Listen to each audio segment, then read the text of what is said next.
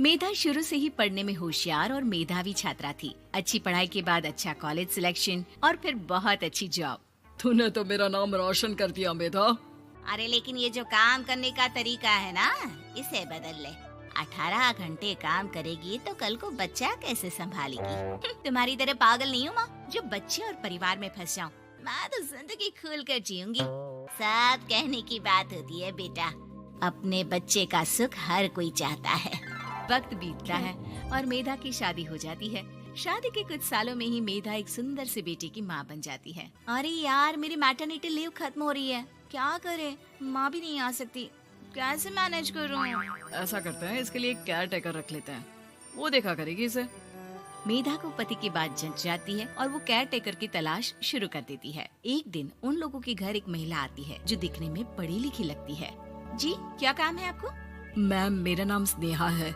आपका एड देखा care taker का, क्या मैं आपके यहाँ काम कर सकती हूँ? हाँ, क्यों नहीं, लेकिन आप तो अच्छे घर की लगती हैं, फिर नौकरी क्यों?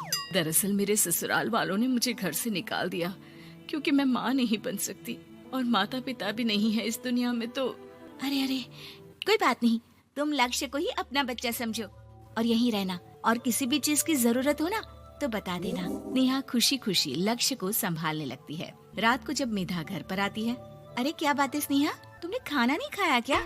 अरे दीदी, आपका बेटा टाइम दे तब ना। अरे तो जब वो सोता है तब खा लिया करो। तब तो मैं इसके पास ही बैठी रहती हूँ। कोई मच्छर या कीड़ा काट ले लक्ष्य को तो अब आप पकड़ो, मैं खाना खा लेती हूँ।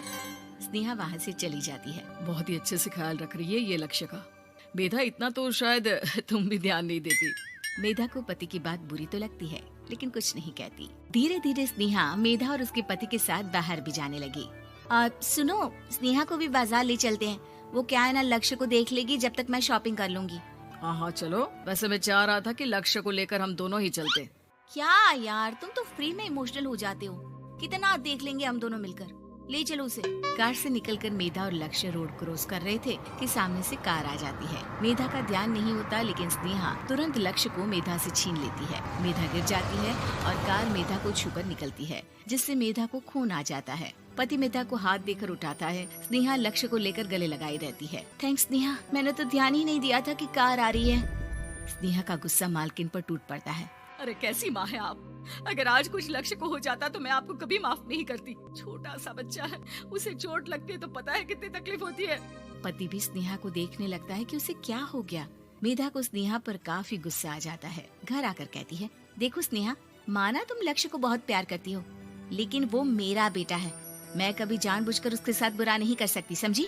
मुझे माफ कर दीजिए, मैं लक्ष्य को लेकर कुछ ज्यादा ही सेंसिटिव हो चुकी हूँ।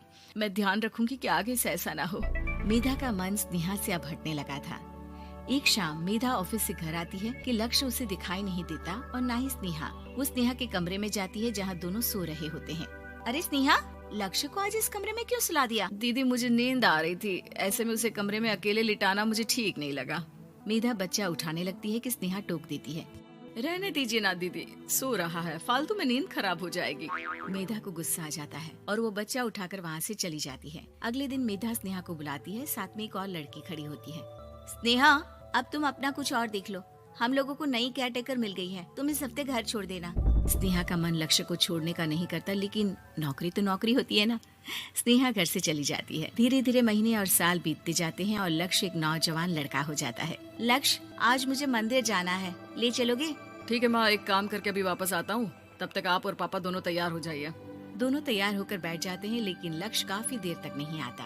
अरे मेधा, फोन तो करो लक्ष्य को, देखो क्या हो गया उसे। मेधा फोन करती है तो पता चलता है कि लक्ष्य का एक्सीडेंट हो गया है और वो सिटी अस्पताल में है। जल्दी चलिए, पता नहीं कैसा होगा मेरा बेटा। अरे चिंता ना करो, सब ठीक होगा, मैं अभी कार निकालता हूँ। दोनों मियाँ बीवी अस्पताल पहुँचते हैं जहाँ वो लोग देखते हैं कि लक्ष्य बिस्तर पर पड़ा होता है। एक महिला इन्हें यहाँ लेकर आई है, वो वहाँ बैठी है, लेकिन फिलहाल तो आप लोगों को इनके लिए किडनी का प्रबंध करना होगा। एक्सीडेंट में इसकी किडनी डैमेज हो गई है। मेरी ले लीजिए डॉक्टर साहब, मेरे बेटे को बचा लीजिए।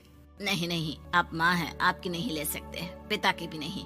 आप किसी रिलेटिव या दोस्त से पता कर लें और हाँ, थोड़ा जल्दी करें क्योंकि देर होने से मामला बिगड़ सकता है। मेधा बैठकर रोने लगती है कि वहाँ डॉक्टर आ जाते हैं। जिस औरत ने आपके बेटे को यहाँ भर्ती कराया था वो अपनी किडनी आपके बेटे को देना चाहती है। हाँ? कौन है वो? कहाँ है वो? तभी वहाँ स्नेहा आ जाती है। स्नेहा तुम? मैं लक्ष्य को पहचान नहीं पाई थी, लेकिन आप लोगों को देखकर समझ गई कि ये लक्ष्य है, इसलिए वापस आ गई। मैं अपनी किडनी आपके बेटे को देना चाहती हूँ। मेरी अपनी तो कोई औलाद नहीं, लेकिन लक्ष्य में मैंने हमेशा अपना बच्चा देखा। तुम धन्य हो स्नेहा, जो इतने साल में भी लक्ष्य को भूल नहीं पाई। सही मामले में तो वो तुम्हारा ही बच्चा होगा, क्योंकि जन्म भले ही मैंने दिया हो, लेकिन आज तुम उसकी जिंदगी बचा रही हो।